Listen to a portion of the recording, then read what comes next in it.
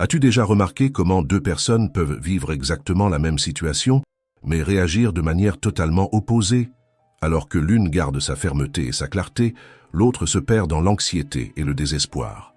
Beaucoup de gens croient encore que la paix intérieure dépend du monde extérieur, qu'ils ne trouveront la tranquillité que lorsque tout sera en ordre, lorsque les autres auront changé ou lorsqu'ils auront plus de contrôle sur chaque détail de leur vie. Mais c'est l'une des plus grandes illusions de l'esprit, car le véritable calme ne naît pas des circonstances, mais de la manière dont tu choisis d'y répondre. Tu ne peux pas empêcher le chaos du monde, mais tu peux devenir quelqu'un qui ne se laisse pas entraîner par lui. Et c'est exactement ce que le stoïcisme enseigne, mettre toute ton énergie dans ce qui est réellement à ta portée. Dans cette vidéo, tu vas apprendre à cultiver la présence et la lucidité, même lorsque tout autour semble hors de contrôle. Ce sont des pratiques simples, mais avec un pouvoir immense de transformer tes journées et de te rendre ce qui n'aurait jamais dû être perdu, ta clarté et ta paix. Et tout commence par un choix. Alors écris dans les commentaires, « Aujourd'hui, je choisis le calme, je suis stoïcien. » Car lorsque ton esprit trouve la clarté, même les problèmes les plus lourds perdent de leur force.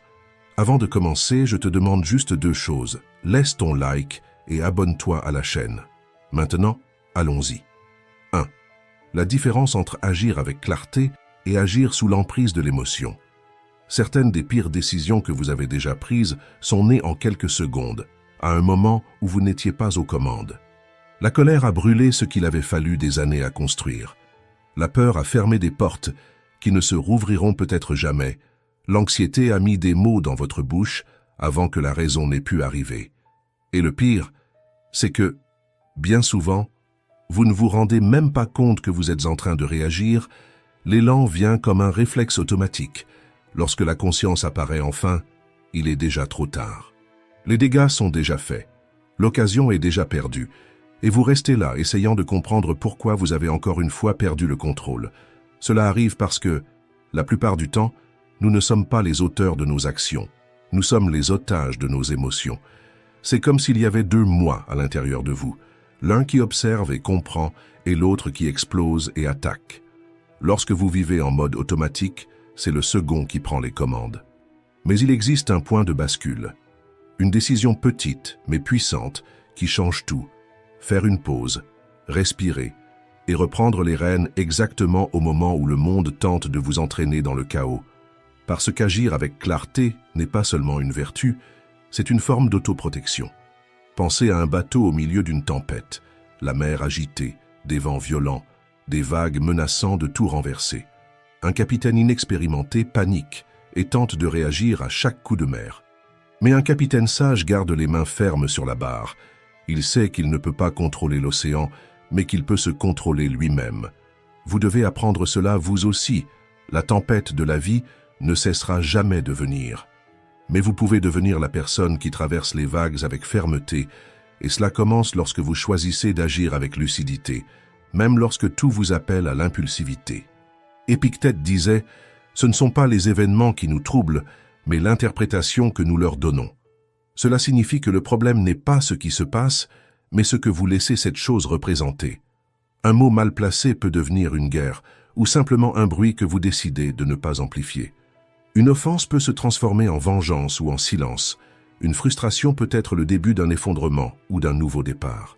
Tout dépend de l'esprit que vous êtes en train d'entraîner. Voilà le véritable pouvoir, choisir. Et chaque fois que vous choisissez d'agir en conscience, vous vous rapprochez un peu plus de la personne que vous souhaitez devenir, parce qu'au fond, le contrôle émotionnel ne consiste pas à se fermer à la vie, mais à créer un espace pour que ce soit votre conscience qui décide, et non plus votre impulsion. Écrivez ici dans les commentaires « Aujourd'hui, je décide en premier » pour affermir votre engagement envers ce changement. 2. Le contrôle du corps commence dans l'esprit. Avez-vous déjà remarqué qu'avant même de prononcer un mot, votre corps parle déjà pour vous? La façon dont vous marchez, respirez et vous positionnez dans le monde en dit bien plus sur votre force intérieure que n'importe quel discours parfaitement construit.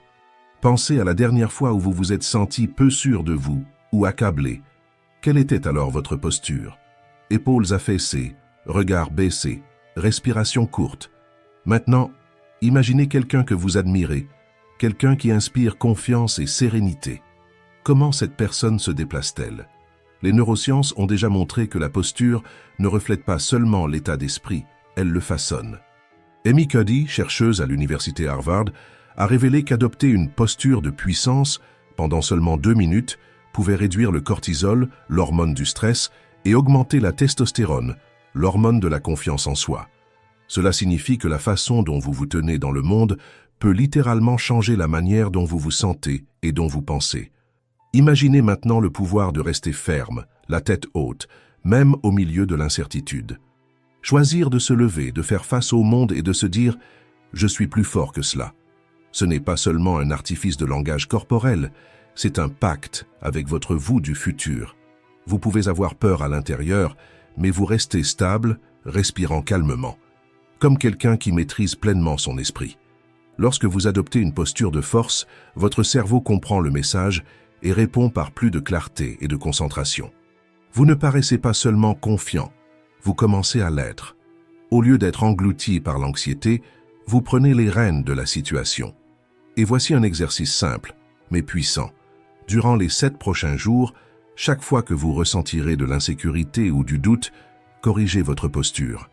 Redressez les épaules, levez le menton et respirez profondément. Faites-le avant une réunion importante, avant une conversation difficile ou dès votre réveil. Observez comment votre esprit réagit. Marc Aurèle, l'empereur philosophe, disait « Les matins où il est difficile de se lever, ayez cette pensée à l'esprit. Je me suis éveillé pour accomplir l'œuvre d'un être humain. » Cette posture ne concerne pas seulement la manière dont les autres vous voient, mais aussi la manière dont vous vous voyez et la personne que vous décidez de devenir. Parce que la véritable force ne vient pas de celui qui crie le plus fort, mais de celui qui reste serein et rationnel pendant que le monde autour de lui s'agite. 3. Le calme inébranlable d'un empereur. Imaginez-vous au milieu d'une guerre, le ciel chargé de fumée, le sol qui tremble sous les pas de milliers de soldats et tous les regards tournés vers vous. Le cœur s'emballe. Chaque décision peut signifier la vie ou la mort. Le destin d'un empire entier dépend de vos choix. Comment garder son calme face à une telle pression? C'était la réalité de Marc Aurèle. Contrairement à ce que beaucoup pensent, il n'était pas seulement un empereur puissant. Il était un homme ordinaire, soumis aux mêmes peurs, douleurs et doutes que nous tous. Et son parcours fut loin d'être facile. Il gouverna Rome en temps de guerre, de maladie, de pandémie. Il affronta des trahisons, des pertes et des épreuves qui semblaient insupportables. Mais qu'est-ce qui le distinguait de tant d'autres dirigeants dont l'histoire a oublié le nom? Sa capacité à conserver sa sérénité. Marc Aurèle avait compris quelque chose que la plupart des gens ne perçoivent jamais. Le véritable ennemi n'est pas dehors, mais ici, à l'intérieur. Ce qui se passe autour de nous peut échapper à notre contrôle, mais la manière dont nous choisissons d'y réagir nous appartient totalement. La véritable bataille se joue dans l'esprit. Pensez aux batailles que vous menez chaque jour. Peut-être ne sont-elles pas militaires, mais elles sont tout aussi intenses. Le stress au travail, les incertitudes concernant l'avenir, la hausse constante des prix, les conflits dans les relations, le poids des attentes. La tentation est de céder à la panique, à la colère ou au désespoir. Mais Marc Aurèle nous enseigne que, même au milieu du chaos, il est possible de garder son calme et de choisir une réponse plus sage. Dans ses pensées pour moi-même, il écrivit « La vie n'est pas ce qui vous arrive, mais la manière dont vous réagissez à ce qui vous arrive. La paix ne naît pas du monde extérieur, mais de la façon dont nous choisissons de le regarder et de l'affronter. » Si un empereur entouré de guerres et de trahisons a réussi à conserver un esprit serein, pourquoi n'en serions-nous pas capables? Voici 3 leçons de Marc Aurèle pour trouver la paix en toute situation. Première leçon. Le contrôle réside dans votre réponse, pas dans les circonstances. Vous ne pouvez pas toujours contrôler ce qui arrive, mais vous pouvez toujours choisir comment réagir. La prochaine fois que vous vous sentirez sous pression, au lieu d'agir par impulsion, arrêtez-vous, respirez profondément et observez vos pensées avant de les laisser diriger vos actions. Deuxième leçon. La peur et la colère sont des pièges de l'esprit. Pour les stoïciens, ce ne sont pas les événements qui nous troublent, mais le jugement que nous portons sur eux. La colère, la peur et l'anxiété ne viennent pas de la situation elle-même, mais de l'interprétation que nous en faisons.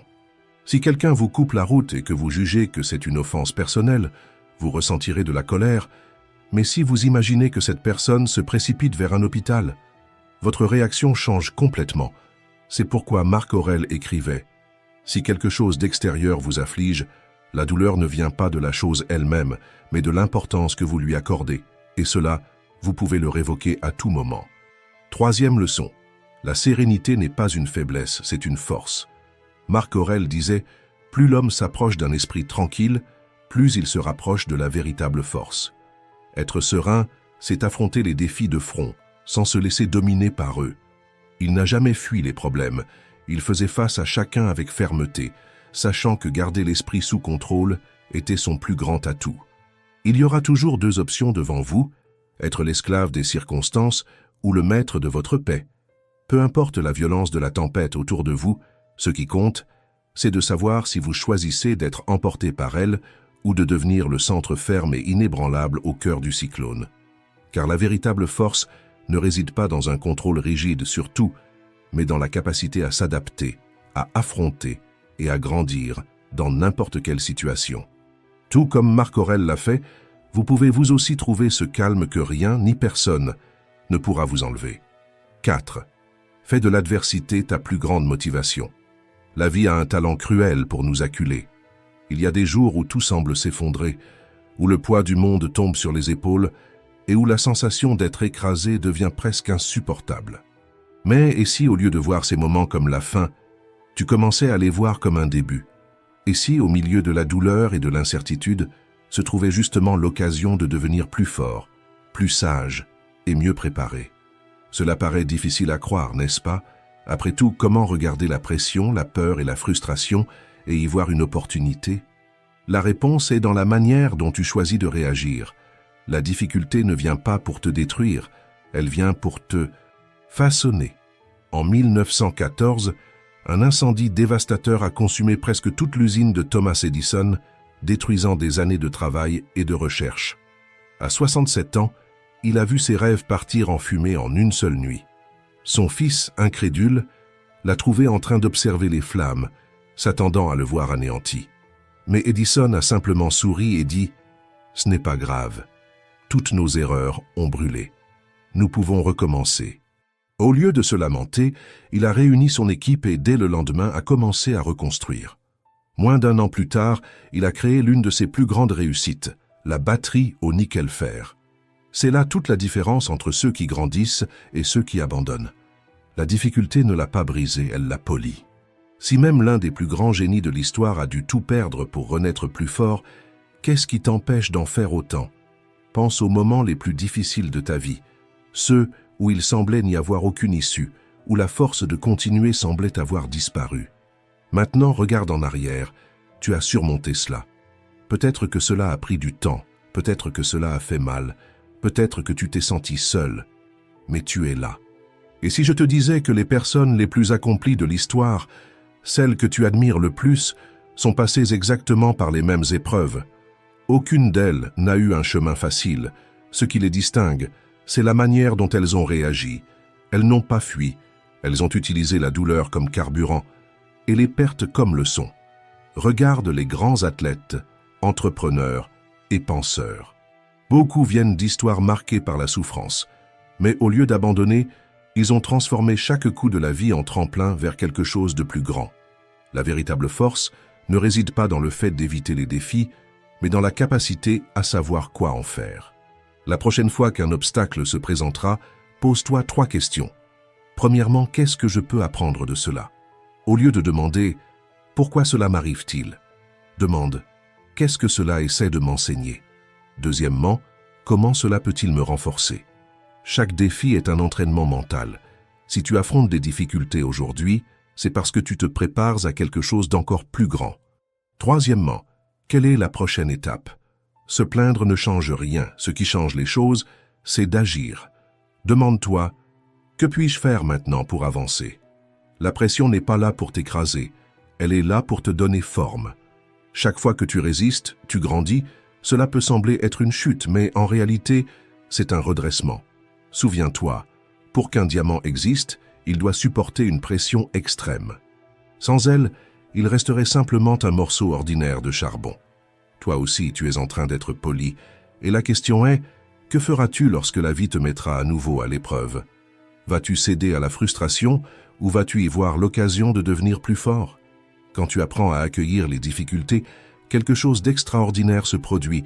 Tu cesses simplement de survivre et tu commences à évoluer pour de vrai.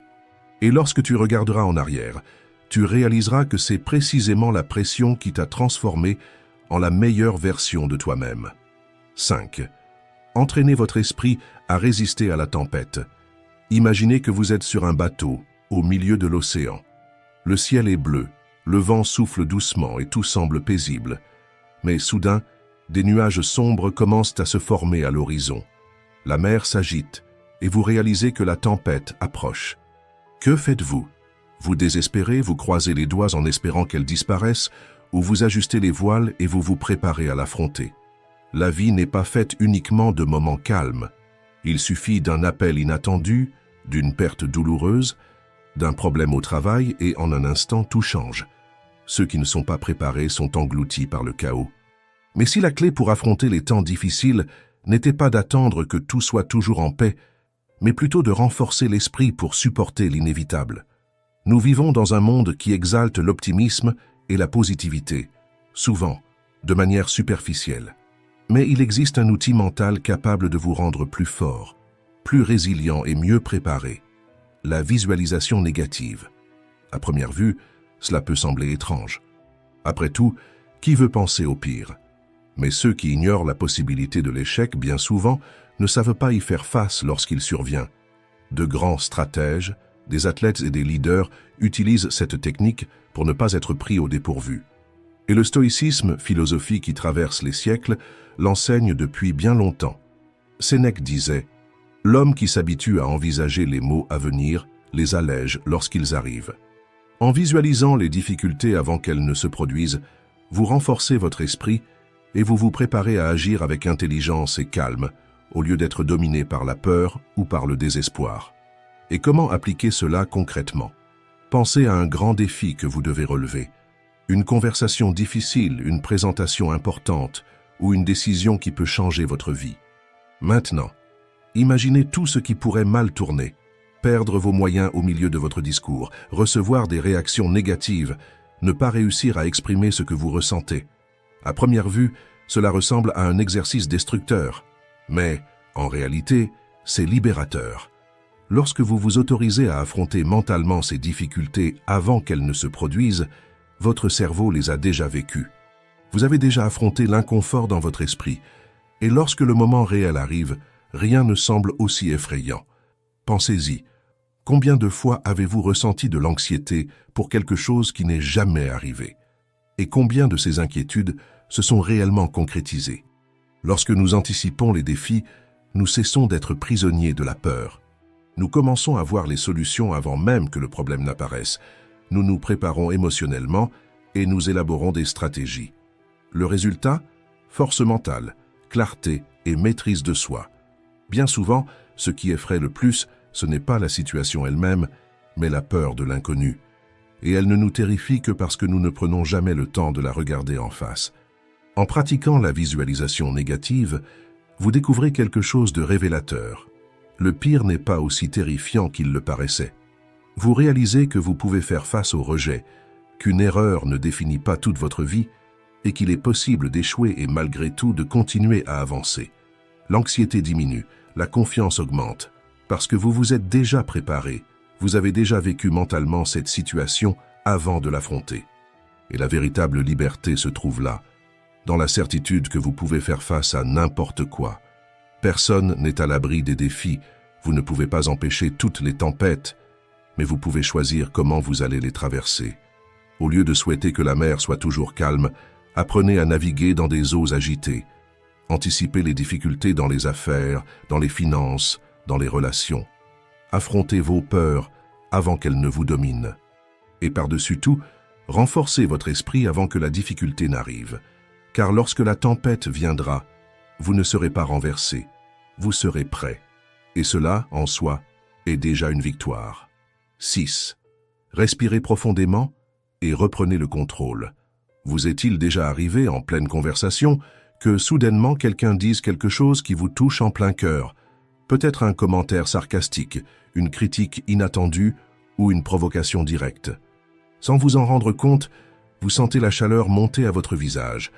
Votre cœur s'accélérer, votre esprit préparer la réplique, et en quelques secondes, les mots sont déjà au bord de vos lèvres. Mais arrêtez-vous et réfléchissez. Combien de fois réagir par impulsion a-t-il réellement résolu quelque chose? La vérité, c'est que, sous pression, notre réaction automatique est presque toujours guidée par l'émotion, et non par la raison. Et c'est précisément dans ce moment-là que la pause devient votre plus grand allié. Cette pause commence par un geste simple, mais incroyablement puissant. Respirez. Dans les situations de stress, le corps passe en mode survie. La respiration devient courte, le cerveau interprète la situation comme une menace et vous perdez le contrôle. Mais lorsque vous respirez profondément, quelque chose change.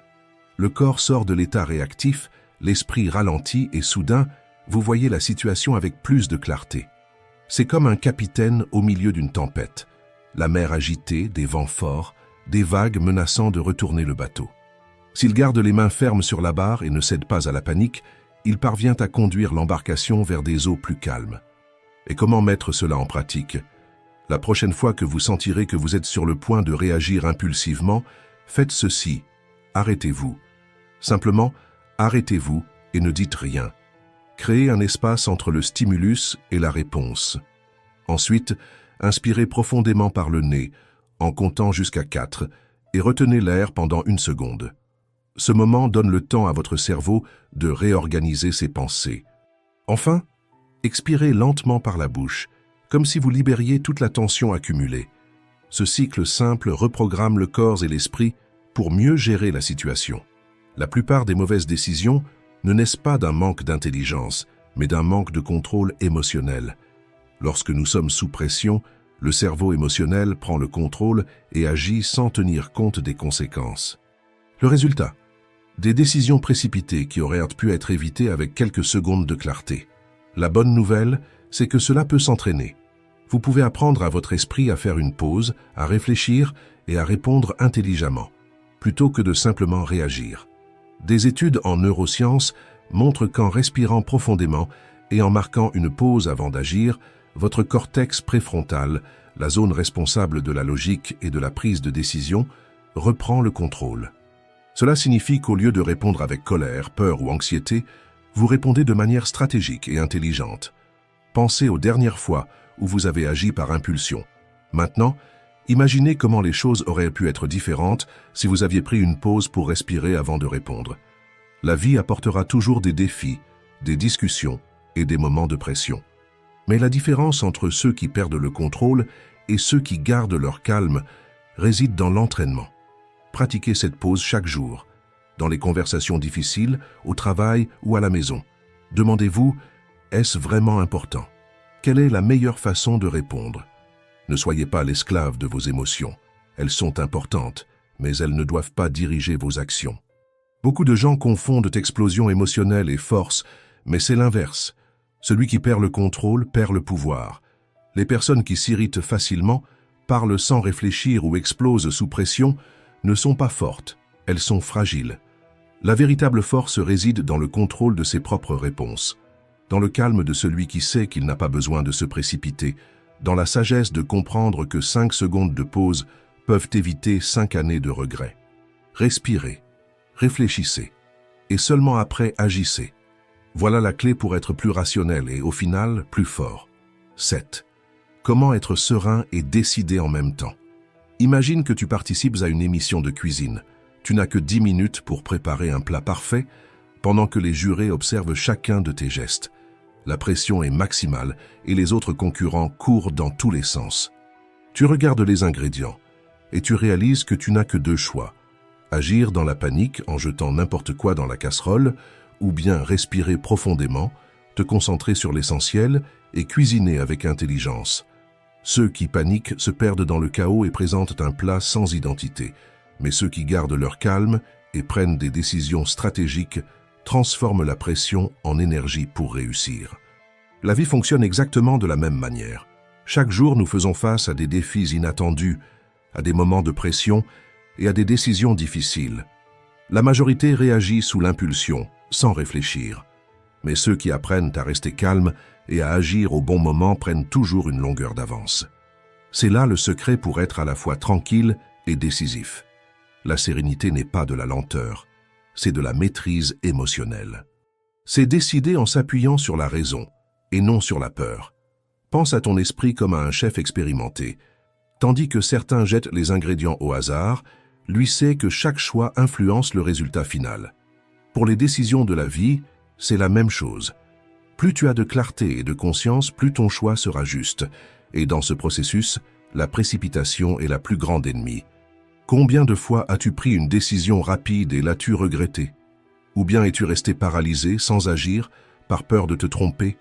Cela arrive parce que la société nous conditionne à réagir en permanence. Mais toute urgence n'est pas réelle. Si tu t'arrêtes pour observer, tu verras que ce qui semble urgent peut souvent attendre.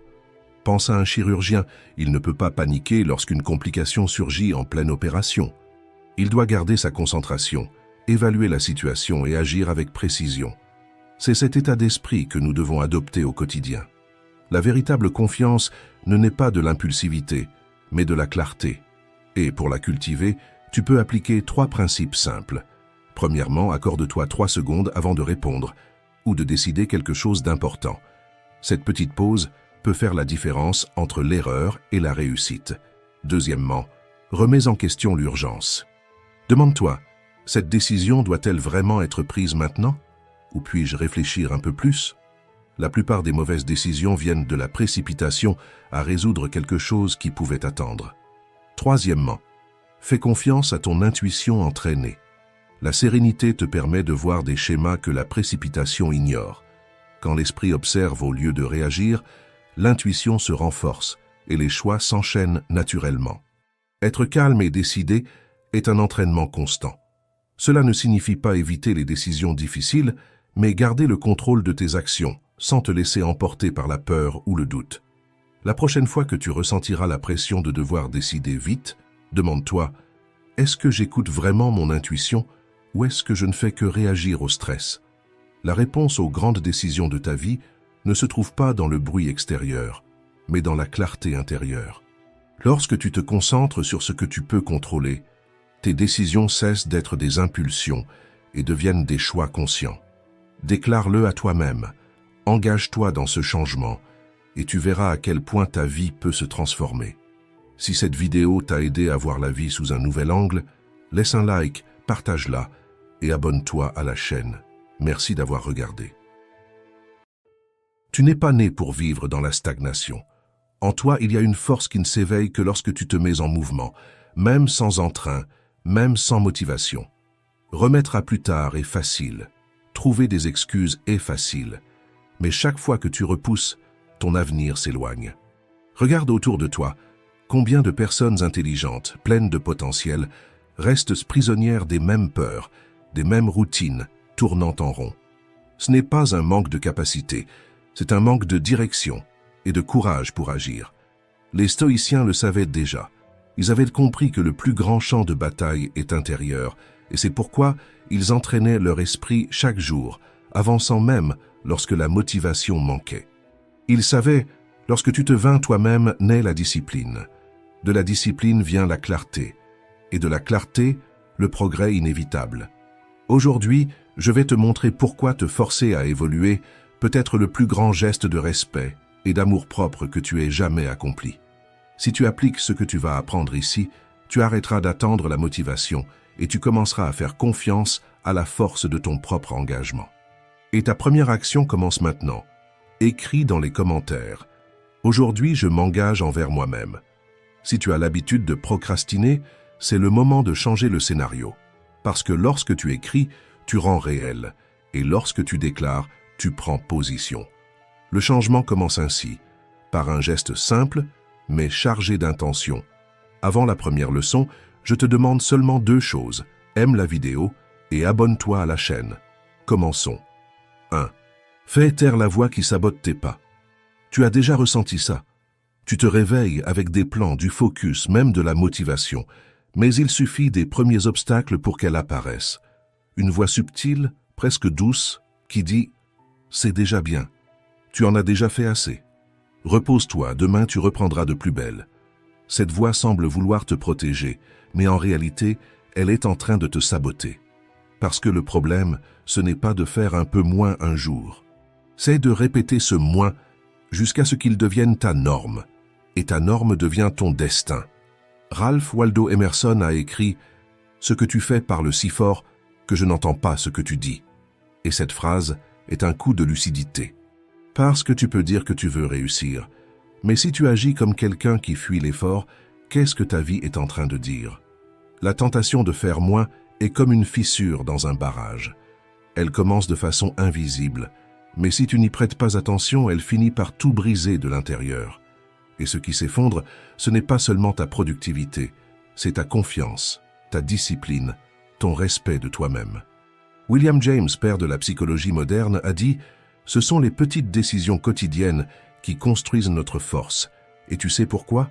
Parce que chaque décision devient une brique de force ou une brique de faiblesse. Lorsque tu choisis de ne faire que le strict minimum, tu n'es pas seulement en train d'économiser ton énergie, tu es en train de dire à ton esprit qu'abandonner est acceptable. Et l'esprit apprend vite. Tu as sûrement déjà entendu ceci. Quand le corps pense avoir atteint sa limite, il lui reste encore 30% d'énergie. C'est vrai, mais celui qui abandonne le premier, c'est l'esprit. Il te met à l'épreuve tout le temps. Est-ce qu'il va tenir? Est-ce qu'elle va s'arrêter maintenant? Et chaque fois que tu vas un peu plus loin, même fatigué, même dans le doute, tu envoies un message clair. C'est moi qui commande. Je continue, je grandis. Le stoïcisme nous enseigne que tu ne contrôles pas les résultats, mais tu contrôles ton effort. Et cet effort n'a pas besoin d'être grandiose, il doit être sincère, authentique et aligné avec la personne que tu veux devenir. Parce que chaque petite action, chaque choix de continuer quand il serait plus facile de s'arrêter, construit la base de ton identité. Le monde ne voit peut-être pas ce que tu es en train de faire, mais toi, tu le sais, et c'est ce qui compte le plus. Alors, la prochaine fois que cette voix surgira en disant « pas aujourd'hui », réponds avec présence. Aujourd'hui, oui, parce que c'est justement quand c'est difficile que ça compte le plus. La pratique stoïque d'aujourd'hui est simple, mais puissante. À un moment de ta journée, lorsque tu penseras à t'arrêter, fais un pas de plus. Une ligne de plus, une tâche de plus, une décision courageuse de plus, juste une, et vois ce qui change. Tu n'es pas ici pour vivre en mode minimum, tu es ici pour construire une vie extraordinaire. Et la vie extraordinaire ne naît pas du confort. Elle naît du courage de faire ce que la majorité évite. 2. Romps avec le schéma qui vole ta force. As-tu déjà remarqué comment la plupart des gens se réveillent en pilote automatique? Se réveiller est un miracle que beaucoup traitent comme une simple routine. Le corps se lève, mais l'esprit continue de dormir. Que la journée commence exactement comme toujours, avec les mêmes pressions, les mêmes répétitions et les mêmes douleurs qui étaient déjà là hier et qui continuent de commander aujourd'hui. Mais il existe un moment sacré, juste au début de la journée, où un choix se fait en silence. Soit tu répètes tout ce qui t'a maintenu prisonnier, soit tu commences enfin à te libérer. Marc Aurèle disait « Quand tu te lèves le matin, pense au privilège précieux que c'est d'être en vie, de respirer, de penser, de ressentir, d'aimer. » Et pourtant, il y a des gens qui gaspillent ce privilège parce qu'ils pensent que demain sera plus facile. Mais il ne le sera pas. Tu dis que tu veux changer, mais tu agis comme quelqu'un qui veut seulement survivre. Tu passes ta vie à attendre que le courage frappe à ta porte. Mais le courage n'arrive pas tout près. Le courage se construit, un pas après l'autre, et un petit pas compte aussi. Personne ne change par accident. Changer est un choix, et ce choix se fait aujourd'hui. Pas quand tu auras du temps, pas quand la peur sera partie, pas quand tout sera calme, c'est maintenant, même au milieu du chaos. Et tu sais ce qui te sabote le plus? La comparaison.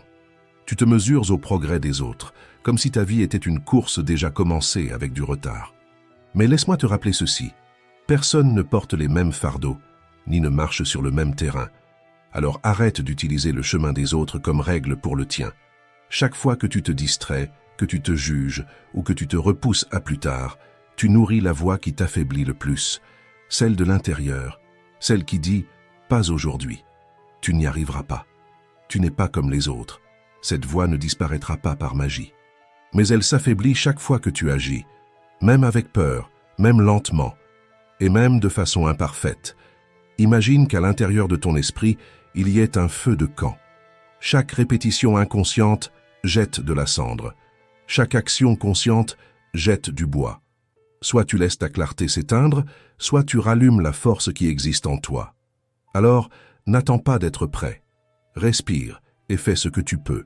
Lis une page, change une habitude, marche 5 minutes, dis un non nécessaire.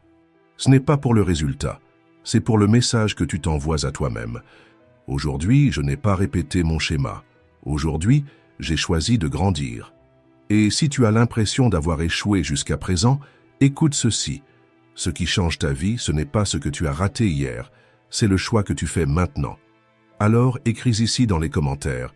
Aujourd'hui, je grandis, même avec peur. Cette phrase ne va pas tout transformer en un éclair, mais elle peut être ta première bûche dans le feu. Et tout feu commence ainsi, par un geste, une étincelle, un acte de courage. 3. Avant tout, apprenez à prendre soin de vous. Si vous aviez une voiture de luxe, rare, précieuse, irremplaçable, mettriez-vous n'importe quel carburant dedans? Ignoreriez-vous les signaux d'alerte? Ou la laisseriez-vous se briser par manque de soins? Comprenez maintenant, cette voiture, c'est vous. Votre corps et votre esprit sont le seul véhicule qui vous accompagnera jusqu'à la fin. Si vous n'en prenez pas soin, si vous ignorez les signes, un jour, ils vous le feront payer. Et parfois, la facture est lourde.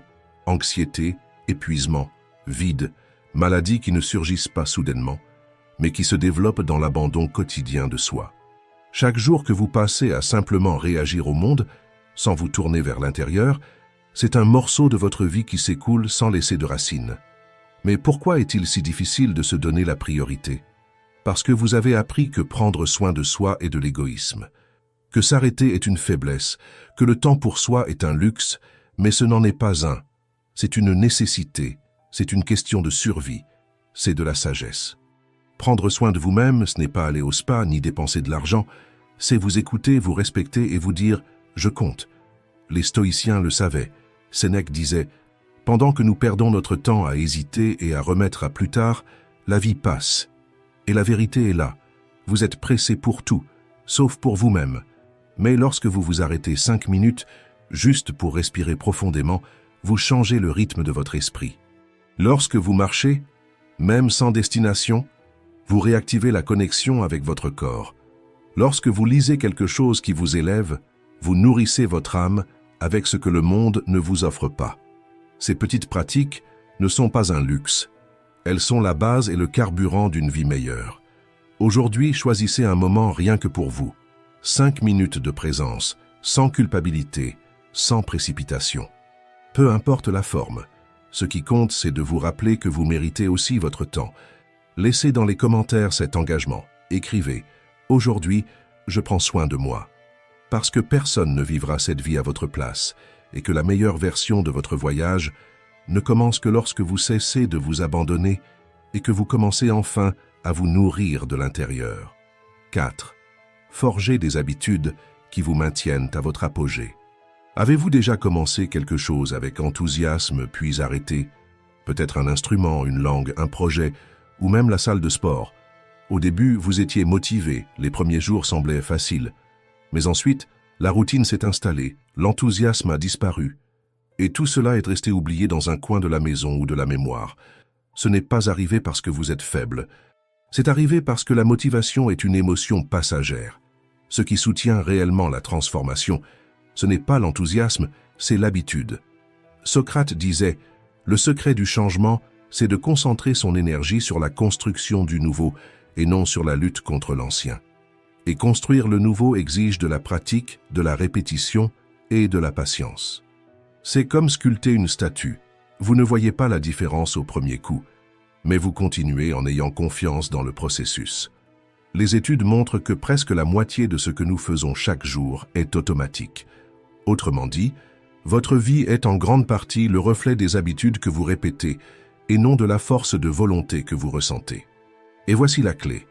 Si vous créez des routines qui travaillent en votre faveur, vous n'aurez plus besoin de vous forcer chaque matin. L'habitude vous entraîne, l'environnement vous soutient, l'identité se façonne.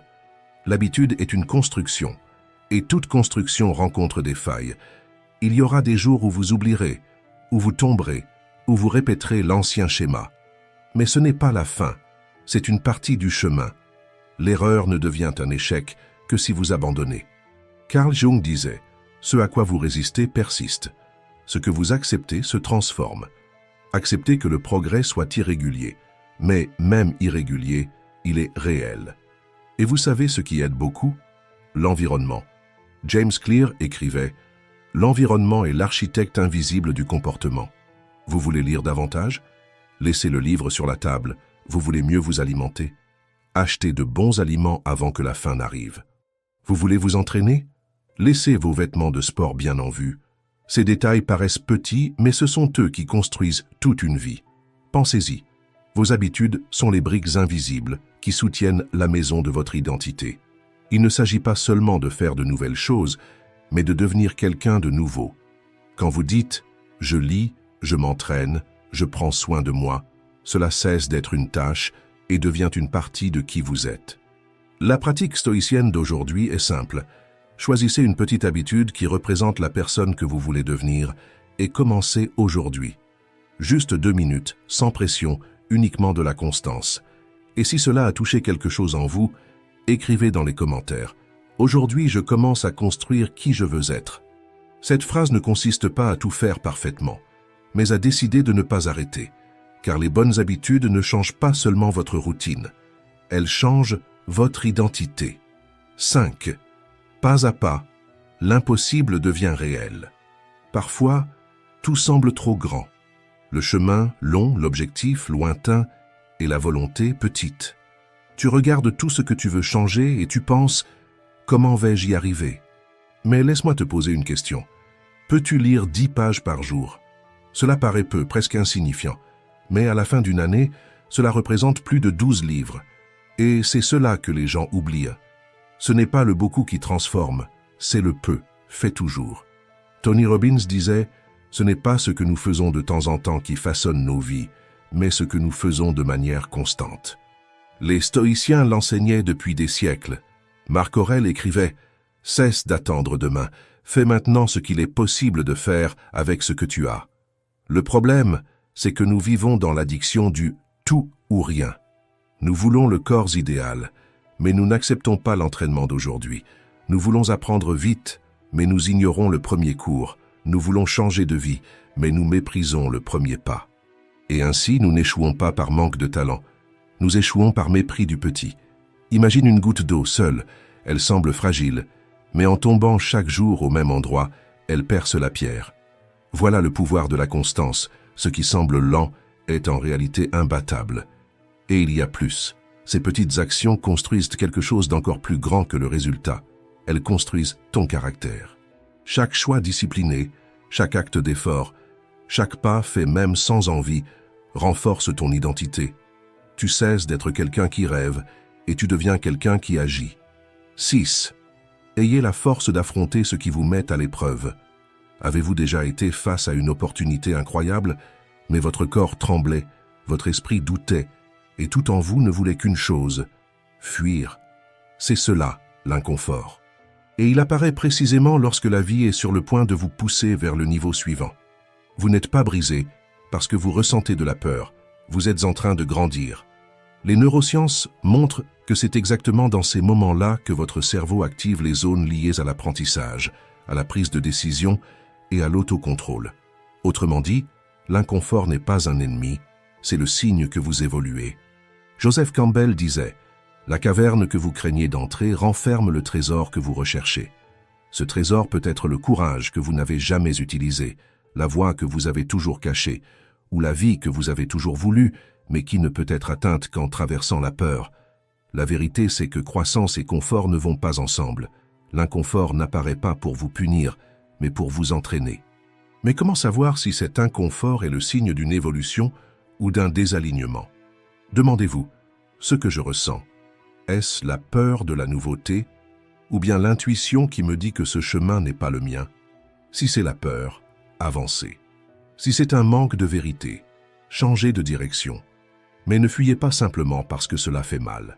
Le stoïcisme nous enseigne que ce qui se trouve sur le chemin devient le chemin. Marc Aurèle a écrit cela non pas comme une poésie, mais comme une pratique de vie. Les obstacles ne sont pas là par hasard. Ils sont là parce que vous devez les traverser pour devenir celui que vous n'êtes pas encore. Pensez à un athlète qui s'entraîne dans le froid, avec la douleur, avec la fatigue. Il n'attend pas le confort. Il agit quand même, car il sait que c'est là que la force se construit. Et dans votre vie, ce n'est pas différent. Chaque fois que vous affrontez l'inconfort en pleine conscience, quelque chose en vous s'élargit. Alors aujourd'hui, entraînez-vous. N'attendez pas d'être confiant pour agir. N'attendez pas que la peur disparaisse pour bouger. Faites un pas même avec le cœur qui bat à toute vitesse. Dites ce qui doit être dit, même avec la voix tremblante. Entrez dans la caverne, même avec la peur, car c'est là que se trouve votre or. Et si cette leçon vous a touché, écrivez dans les commentaires. Aujourd'hui, j'affronte l'inconfort avec courage, parce que c'est précisément là, dans cet endroit inconfortable, que vous cessez de survivre et que vous commencez vraiment à vivre. 7. Soyez qui vous êtes, sans demander la permission à qui que ce soit. Vous avez déjà tout donné, offert le meilleur de vous-même, et au final, le silence. Aucun merci, aucun compliment, aucune reconnaissance. Et alors même en sachant que vous avez fait du bon travail, un doute commence à grandir à l'intérieur. Est-ce que cela en a vraiment valu la peine? Cette sensation est plus courante qu'on ne le croit, et elle naît d'un piège silencieux. La dépendance à l'approbation extérieure. C'est comme construire votre estime de vous sur un terrain instable. Quand quelqu'un vous félicite, tout semble solide, mais quand vient le silence, vous vous écroulez à l'intérieur. Carol Dweck, spécialiste de l'état d'esprit, a découvert que la motivation la plus puissante ne vient pas des applaudissements, mais de la croissance, du dépassement de soi, de l'effort, du sens que vous donnez à ce que vous faites. Et les stoïciens le savaient depuis des siècles. Ils n'agissaient pas pour la reconnaissance, mais pour l'intégrité. Marc Aurèle écrivait pour lui-même, et non pour le public. Il ne cherchait pas les applaudissements, il cherchait la droiture. Vous devez comprendre ceci. Lorsque votre motivation dépend du regard des autres, votre force disparaît dès qu'ils détournent les yeux. Mais lorsqu'elle naît de ce en quoi vous croyez, de ce que vous valorisez, alors elle demeure, même lorsque personne ne regarde. Imaginez un sculpteur. Le monde ne voit que l'œuvre terminée, mais lui connaît la valeur de chaque coup de marteau, chaque tentative, chaque détail imperceptible, car la véritable réalisation ne réside pas dans l'applaudissement final, mais dans l'engagement tout au long du chemin. Vous n'avez pas besoin de tuer votre désir de reconnaissance. C'est humain, mais vous devez cesser d'en être prisonnier. Sinon chaque critique vous abat, chaque compliment vous contrôle, et vous cessez de vivre pour la vérité, et commencez à vivre pour l'approbation. Alors, entraînez-vous ainsi. Chaque fois que vous ressentez le besoin d'être reconnu, demandez-vous, si personne ne voyait cela, est-ce que cela vaudrait quand même la peine? Si la réponse est oui, continuez. Si c'est non, revoyez votre direction. Et aujourd'hui, faites un petit exercice stoïcien. Célébrez quelque chose que vous seul avez vu. Cela peut être une tâche que vous avez accomplie, une conversation que vous avez menée avec calme ou une pensée que vous avez réussi à transformer. Reconnaissez-le simplement, car personne n'a besoin de le voir pour que cela ait de la valeur. Et la plus grande valeur est de savoir, au fond de vous, que vous avez agi avec courage, intention et vérité. Parce que la vraie paix ne vit pas sur la scène, elle vit dans le cœur de celui qui agit avec un but, même lorsque personne ne le regarde. 8. Corps fort, vie inébranlable. Construisez votre base. Vous est-il déjà arrivé de vous réveiller en vous sentant lourd, irritable, sans énergie, avec l'esprit embrouillé et le corps réclamant du repos, même après une nuit de sommeil? Ce n'est pas normal, c'est un avertissement. Votre corps parle. Et la question est, l'écoutez-vous?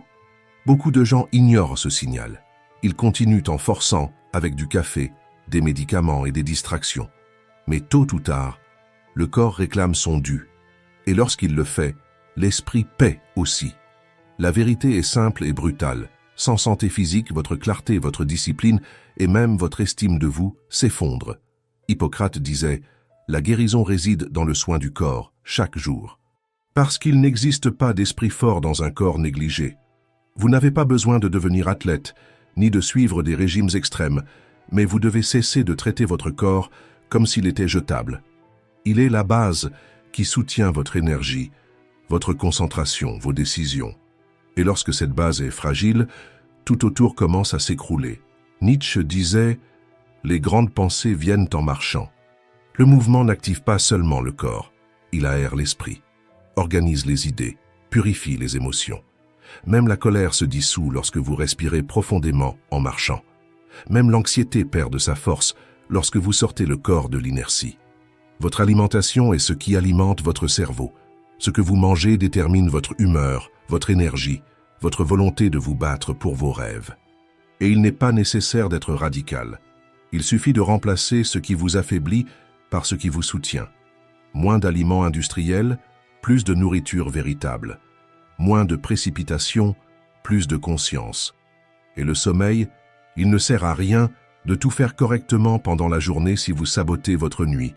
C'est en dormant que le corps se reconstruit, que l'esprit s'aligne, que l'énergie se restaure. Parce que dormir n'est pas une faiblesse, c'est une source de force. Et ce n'est pas seulement une force physique, c'est une clarté émotionnelle, une stabilité mentale et une véritable concentration. Peut-être avez-vous mis cela de côté pendant un certain temps. Mais cela ne vous définit pas. Ce qui vous définit, c'est le choix que vous faites maintenant. Aujourd'hui, recommencez. Buvez plus d'eau, bougez votre corps, ne serait-ce que 10 minutes. Éteignez les écrans un peu avant de dormir et surtout, respectez le corps qui porte tout ce que vous êtes. Si ce message est parvenu jusqu'à vous, écrivez dans les commentaires « Aujourd'hui, je choisis de prendre soin de ma base ». Parce que la santé n'est pas un luxe, c'est un pilier. Et lorsque vous fortifiez le corps, l'esprit remercie et la vie répond. 9. Reconnais la force de ton parcours jusqu'à présent. T'es-tu déjà tellement exigé de toi-même que tu n'as même pas réussi à ressentir de la fierté pour ce que tu venais d'accomplir? Tu as terminé une tâche difficile, surmonté quelque chose qui te bloquait, franchi une étape importante. Mais avant même de respirer, ton esprit était déjà passé au défi suivant? C'est comme courir un marathon, franchir la ligne d'arrivée et continuer à courir comme si rien ne s'était passé. Ce n'est pas de la discipline, c'est de l'auto-négligence. La vérité, c'est que, si tu ne reconnais jamais tes propres efforts, tu finis par croire que tu n'as jamais fait assez, et ce sentiment constant d'insuffisance vole ta motivation, ton estime de toi et ta paix intérieure. Les neurosciences le prouvent. Lorsque tu célèbres de petites victoires, tu libères de la dopamine, l'hormone de la motivation. Cela crée un cercle vertueux qui renforce l'action, nourrit la confiance et consolide l'habitude de persévérer. Mais ce n'est pas seulement une question de chimie, c'est une question de respect. Respect pour la personne que tu es en train de devenir. Les stoïciens n'attendaient pas de grandes victoires pour reconnaître la valeur. Ils savaient que la véritable transformation se trouve dans le processus, dans l'effort quotidien, dans les obstacles surmontés, dans les petits choix qui, mis bout à bout, construisent une vie pleine de sens. Marc Aurèle disait « Ne gaspille pas ce qui reste de ta vie en suppositions ». Et parfois, la plus grande supposition que nous faisons, c'est de croire que nous ne sommes toujours pas assez bons, même après avoir remporté des batailles qui, autrefois, semblaient impossibles. Alors aujourd'hui, interromps le cycle de cette exigence silencieuse. Regarde attentivement tout le chemin que tu as déjà parcouru. Tu n'es plus la même personne qu'il y a 6 mois. Tu ne penses plus comme il y a 1 an. Et même s'il reste encore du chemin à faire, il y a déjà là quelque chose de précieux, tes progrès. Adopte une nouvelle habitude stoïcienne, célébrer en pleine conscience. Qu'il s'agisse d'un engagement que tu as tenu, d'une impulsion que tu as maîtrisée, ou d'une tâche que tu as accomplie, reconnais, respire, remercie et valorise. Se récompenser n'est pas de la vanité, c'est un renfort émotionnel. Cela peut être un café en silence, une pause avec de la musique, un sourire de fierté. Ces petits gestes ont le pouvoir de transformer ta relation avec l'effort. Et si cette leçon t'a rappelé quelque chose que tu es en train de conquérir, écris dans les commentaires « Aujourd'hui, je valorise mes progrès ». Parce que le succès, ce n'est pas seulement l'endroit où tu veux arriver, c'est la façon dont tu choisis de marcher et la personne que tu deviens en chemin. 10. Faites de la discipline le pilier de votre vie. Imaginez ce moment. Vous vous réveillez. C'est votre jour de repos, mais vous savez exactement ce que vous devez faire. Votre corps réclame encore 5 minutes, votre esprit invente des excuses, et c'est là, dans le silence entre ce que vous voulez maintenant et ce que vous désirez le plus dans la vie, que naît la discipline. Parce que la discipline, ce n'est pas de la rigidité. C'est une décision, c'est lorsque vous choisissez de grandir, même si personne ne vous regarde, c'est lorsque vous dites « Aujourd'hui, je fais ce qui est nécessaire, pas ce qui est facile ». La procrastination semble toujours inoffensive au début. Elle se déguise en repos, se masque en justification. Mais peu à peu, elle vole votre clarté, affaiblit votre parole et vous fait douter de vous-même. Chaque fois que nous remettons à plus tard une action importante, nous ne perdons pas seulement du temps, nous perdons aussi l'estime de nous-mêmes. La frustration grandit, l'anxiété augmente, la sensation d'être quelqu'un d'inconstant s'installe. Et cela n'arrive pas parce que vous êtes faible. Cela arrive parce que la motivation est passagère, mais la discipline se construit. Jocko Willink, ancien SEAL de la marine des États-Unis, a dit « La discipline, c'est la liberté ». Et c'est vrai. Seul est libre celui qui parvient à faire ce qu'il doit, même lorsqu'il n'en a pas envie. Seul est libre celui qui ne cède pas à chaque excuse, à chaque distraction, à chaque impulsion. Les stoïciens le savaient. Marc Aurèle écrivait pour lui-même chaque jour, entraînant la vertu comme on entraîne le corps. Épictète, même esclave, maîtrisait la seule chose que personne ne pouvait lui enlever, son esprit. Sénèque, même exilé, faisait de sa pensée sa forteresse. Il n'attendait pas les conditions parfaites pour agir. Il créait la force dans les conditions qu'ils avaient. Et vous aussi, vous le pouvez. La discipline est le pont entre qui vous êtes et qui vous voulez devenir. C'est elle qui vous sort du cycle des tentatives pour vous placer sur le chemin de la construction. Aujourd'hui, au lieu d'attendre d'être motivé, commencez simplement, choisissez une petite action et accomplissez-la. Pas pour plaire à qui que ce soit, pas pour paraître fort, mais pour vous prouver à vous-même que vous pouvez avoir confiance en vous. 11. Grandis pour que ta vie puisse déborder. As-tu déjà ressenti de la culpabilité pour avoir choisi de te prioriser? As-tu déjà eu l'impression qu'en prenant soin de ta propre croissance, tu étais égoïste? Cela arrive parce qu'on nous a appris à croire que se donner aux autres est noble, mais que prendre soin de soi est de la vanité. Pourtant, c'est un mensonge dangereux car personne ne peut offrir ce qu'il n'a pas. Pense à l'instruction de sécurité dans un avion. Mets ton masque à oxygène avant d'aider les autres. Ce n'est pas de l'égoïsme, c'est de la survie, c'est de la clarté. Tu ne peux soutenir les autres que lorsque tu es solide, tu ne peux offrir un refuge que lorsque tu n'es pas en morceaux. Platon disait « La meilleure chose que nous puissions faire pour ceux que nous aimons, c'est de grandir en tant qu'êtres humains. » Et c'est vrai. Un esprit fort évite les conflits inutiles. Un cœur mûr sait accueillir sans s'effacer. Une personne en évolution n'exige pas la perfection des autres, car elle a appris à avoir de la compassion pour elle-même. Mais pourquoi ressentons-nous encore de la culpabilité en grandissant? Parce que nous confondons présence et sacrifice, nous pensons qu'aimer, c'est se vider, alors qu'en réalité, c'est se nourrir d'abord pour ensuite déborder. Brené Brown affirme « Nous ne pouvons pas offrir aux autres ce que nous n'avons pas cultivé en nous-mêmes. Si tu ne cultives pas la paix, tu répandras de la tension. Si tu ne prends pas soin de ton énergie, tu n'offriras que de la fatigue. Si tu ne prends pas soin de tes émotions, tu blesseras sans le vouloir ceux que tu aimes le plus. Grandir est le plus beau cadeau que tu puisses offrir au monde, parce que lorsque tu changes, tout autour de toi change aussi. Pense à une mère qui a appris à respirer profondément avant de crier, à un leader qui a commencé à écouter vraiment avant de réagir, à un fils qui a choisi de pardonner au lieu de répéter le même schéma. Ces petites révolutions intérieures ont des effets immenses sur les relations. Tout être humain qui choisit de grandir devient exactement cela, une lumière qui guide par l'exemple et non par le discours. Alors aujourd'hui, pratique ceci.